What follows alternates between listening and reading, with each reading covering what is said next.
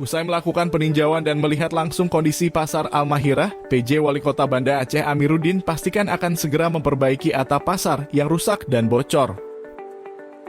Peninjauan tersebut dilakukan berdasarkan tindak lanjut atas keluhan pedagang Pasar Al-Mahirah, Lamdingin, Banda Aceh. Pedagang mengeluh bocornya atap akibat hujan dan angin kencang yang melanda kota Banda Aceh baru-baru ini.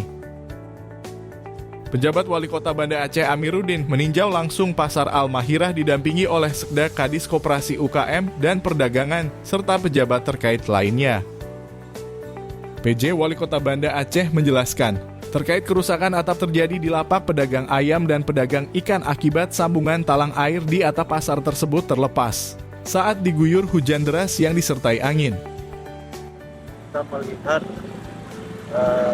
atap-atap yang bocor di pasar Banda Aceh.